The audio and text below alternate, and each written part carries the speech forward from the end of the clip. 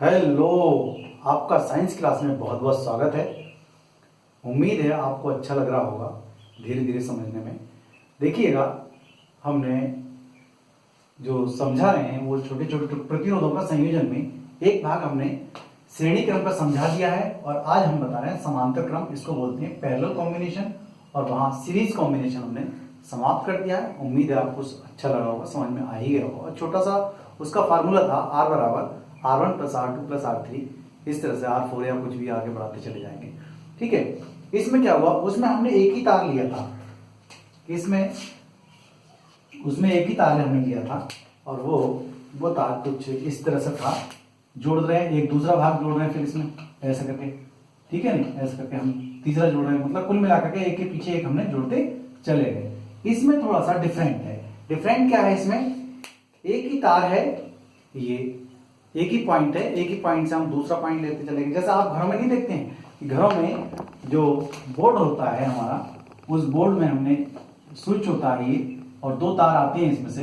देखिए, तो एक हमें पंखा चलाना था तो फटाफट इससे लगा लेते हैं ऐसे करके बस, और फैन चल गया हमारा ये।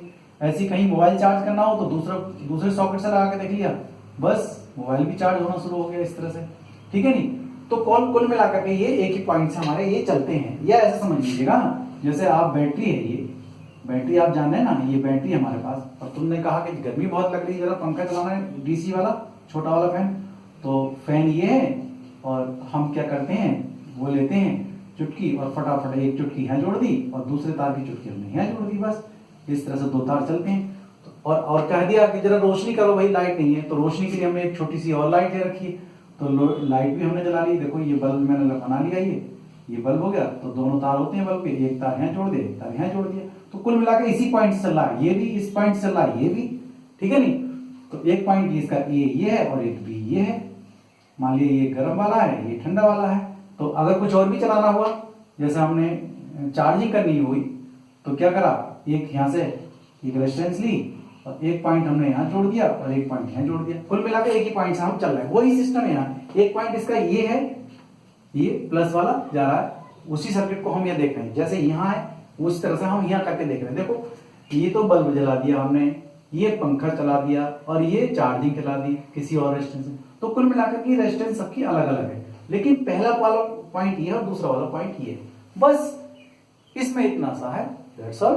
देखो मैं करके दिखाता हूँ, अभी एक तार भी ले लेते हैं। देखो ये तार है आपके सामने, ठीक है, तीन तार है, तीनों तारों को कहाँ कर दिया हमने, एक ही पॉइंट मान दिया। तो देखो एक ये है, एक ये है, एक ये, और उस पहले वाले में क्या किया था हमने, एक तार लिया, तार में दूसरा वाला तार यहाँ जोड़ दिया, फिर इसके बाद और जोड़ दिया और जोड़ दिया, इस तरह से जोड़ते चले गए थे हम। वो तो था कॉम्बिनेशन रिएक्शन, वही क्या नाम है इसका, सीरीज था। ठीक है नहीं, वो सीरीज कॉम्बिनेशन था, और ये वाला हमने एक पॉइंट पे जोड़ दिया। देखिए ये इस तरह से हम एक पॉइंट पे जोड़ दिए। यहाँ पर ये रेजिस्टेंस कुछ और है इसकी, ये रेजिस्टेंस प्रतिरोध कुछ और है, ये प्रतिरोध कुछ और है। जब तीनों ही प्रतिरोध हमने इस तरह से, एक पॉइंट ये है इसका और एक पॉइंट इसका ये है, देखिए ऐसे करके हमने ये जोड़ दिए हैं। ठीक है, एक पॉइंट ये, एक पॉइंट, और इन्हीं दो पॉइंट है, सिर्फ दो सिरे हैं, और दोनों सिरों के बीच में हम क्या करें, एक वोल्टमीटर लगा दें, तो ये विभवांतर नप जाएगा इसका। ओके नहीं, समझ गए होंगे। अब यहाँ समझने की बात यह है कि इसका रेजिस्टेंस कुछ और है, तो इसमें धारा का मान कुछ और हो जाएगा। इसका रेजिस्टेंस कुछ और है, क्योंकि तीनों तार देख रहे हैं अलग अलग प्रकृति के हैं, तो इसका आई का मान इसमें कुछ और होगा, इसमें आई का मान कुछ और होगा, इसमें आई का मान कुछ होगा, लेकिन टोटल आई जो होगी, आई बराबर I1 plus I2 plus I3 जुड़ जाएगी, नहीं जुड़ जाएगी। ठीक है, जो मान लो धारा इसमें विद्युत धारा 10 है, तो इसमें 2 है, किसी में 3 है, किसी में 5 है, तो होगी तो इसके टोटल के बराबर ही। वही चीज हम यहाँ सीखेंगे और कोई बात नहीं। देखिएगा इसमें, इसको मैं मिटा देता हूँ, क्या है समझ रहे हैं, वही सर्किट है जो घर में लेते हैं हम। घरों में लाइट जो घरों में करंट है, जो लाइन बिछाई जाती है, वो पैरेलल क्रम से, मतलब जो समांतर क्रम से ही लाइट, मतलब करंट जो तार हैं वो बिछाई जाती है, बनती है। किस क्रम से व्यवस्थित होती है तब आपको बताना है। ये बहुत बार क्वेश्चन आता है कि घरों में, संस्थानों में, बिल्डिंग्स में किस तरह का क्रम से जो लाइट है वो क्या है क्रम, इसका बिजली का क्रम क्या है, तो बताएंगे समांतर क्रम। और समांतर क्रम का दूसरा जो नाम है वो है पार्श्व क्रम। आगे समझ में नहीं है, इसको पैरेलल कॉम्बिनेशन कहेंगे। अब हम देख लेते हैं, तार है तो तार को बैटरी चाहिए, तो बैटरी हमने इसको जोड़ दिया गर्म वाले सिरे से, और एक को जोड़ दिया हमने ठंडे वाले से, मतलब माइनस से, ठीक है। और इसमें कुंजी लगा दी, धारा चलने लगी। जब धारा चलने लगी तो इसमें धारा कुछ और हो जाएगी, क्योंकि इसका रेजिस्टेंस R1 है, कुछ और है। इसी तरह से इसमें धारा कुछ और हो जाएगी I2, क्योंकि इसका रेजिस्टेंस बदल गया, और इसका रेजिस्टेंस R3 है, तो इसकी धारा भी I3 हो जाएगी। कुल मिलाकर के यहाँ बट गई। ये ऐसा मान लीजिए एक बहुत बड़ा पाइप जा रहा है, और इस पाइप से हमने 3 पाइप और जोड़ दिए। कोई पतला पाइप है, कोई चौड़ा पाइप है, कोई और ज्यादा चौड़ा है, तो उसमें पानी अलग अलग जाएगा, क्योंकि प्रेशर तो यहाँ लगा हुआ, एक प्रेशर यहाँ है आने वाला, प्रेशर यहाँ जाने वाला, प्रेशर इसका ये है, ठीक है नहीं। तो विभवांतर बेंटी से हमने जोड़ दिया। या तुम ऐसा मान के चलो कि एक V हम यहाँ सिरा है, हम जानते हैं कि V का मान बिंदुओं से बदलता है। अगर बिंदु अलग अलग है तो V का मान फिर अलग अलग हो जाएगा, ठीक है नहीं।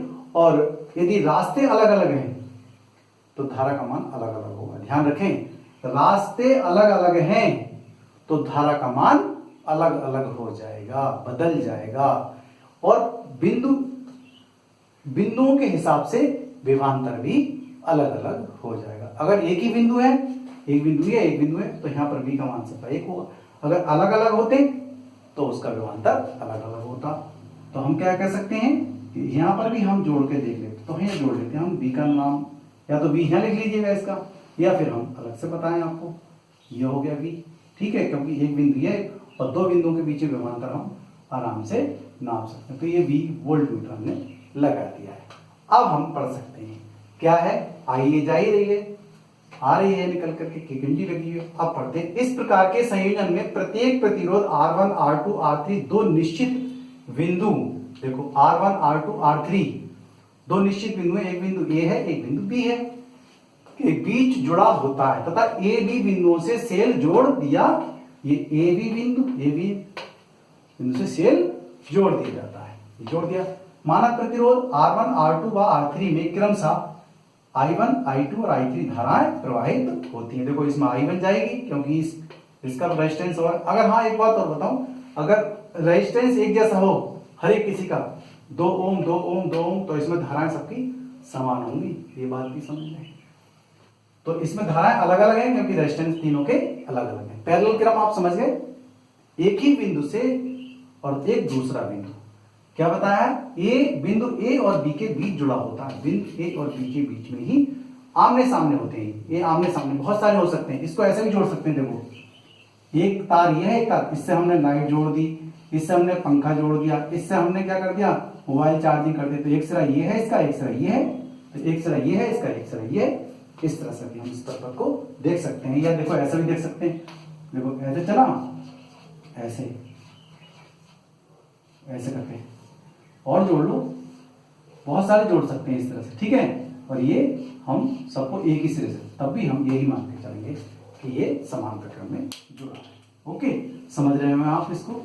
फिर हम अब इसमें सूत्र कैसे लगेगा, इसमें सूत्र कैसे स्थापित होगा, ये वाली बात मैं आपको बताऊंगा। क्या है, देखो ओम के नियम से, ओम का नियम है V बराबर आई आर। यहाँ धारा बदल रही है, धारा बदल रही है, इसलिए I बराबर V बटे R में सूत्र इस्तेमाल करूंगा। देखो पहले वाले प्रतिरोध के लिए I और R और V का मान क्या होगा, ये निकालते हैं। प्रथम प्रतिरोध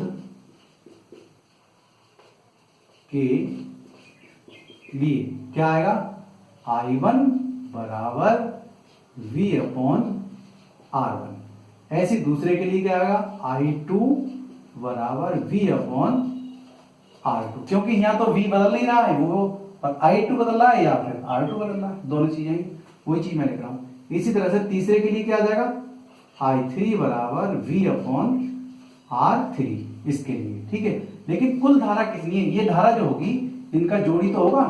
I का मान जो होगा, I बराबर क्या हो जाएगा, I1 plus I2 plus I3, ठीक है। यहाँ रख दे रहे हैं हम ये वाला मान उठा करके। देखो I बराबर, I1 का मान कितना है, V अपॉन R1, ऐसे यहाँ I2 का मान V अपॉन R2, I3 का V अपॉन R3। देखो यहाँ I का मान हम यहाँ से रखते थे ओम के नियम से, I की वैल्यू रख देंगे, कितना आएगा, V अपॉन R। ओके, इसमें से हम V कॉमन ले लेंगे तो क्या हो जाएगा, यहाँ क्या रह जाएगा, एक V V और R1, ऐसे यहाँ क्या जाएगा, एक R2, ऐसे यहाँ क्या जाएगा, 1 बटे 3। देखो v से v कैंसिल, v का v होगा तो 1 बराबर है, लिख दूं मैं साफ करके सूत्र, 1 बटे r बराबर 1 बटे r1 प्लस 1 बटे r2 प्लस 1 बटे r3। इस तरह से ये सूत्र आपका किसका हो गया, समांतर क्रम के लिए हो गया। ठीक है, समांतर क्रम आपको जोड़ना आना चाहिए। 1 बटे r बराबर 1 बटे r1 प्लस 1 बटे r2 प्लस 1 बटे r3, मतलब व्यस्त क्रमों का, प्रतिरोध के व्यस्त क्रमों का जोड़ होता है। ये तुल्य प्रतिरोध हो गया। कुल प्रतिरोध कितना हो गया इसका, तब आप बताएंगे इसको। श्रेणी क्रम का आप सूत्र जान ही चुके हैं, तो मेन बात क्या रही, यहाँ 2 बातें जरूर याद रखिएगा कि यदि सिरे बदलते हैं अर्थात रास्ते बदलते हैं, इसके रास्ते बदलते हैं तो धारा का मान बदलता है, और बिंदु बदलते हैं तो विभवांतर भी बदलता है। विभवांतर और धाराएं किस तरह से बदलती हैं आपको पता चल ही गया ये, और इस तरह से ये वाला सूत्र हमें प्राप्त हो गया। ये आता बहुत ज्यादा आता है एग्जाम में, इसके हम अंक प्रश्न भी करेंगे धीरे धीरे, आपको समझ में आ गया होगा। देखो श्रेणी क्रम में तार, एक तार में कितने भी जोड़ दें, जैसे झालर नहीं लगाई जाती, झालर जो होती है दीपावली वो किस क्रम की होती है, श्रेणी क्रम की होती है।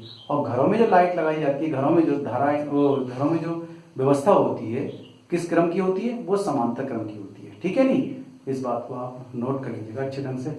और भाई इसका स्क्रीनशॉट लो, बाकी आलसी बच्चे बाद में ले सकते हैं। Thank you.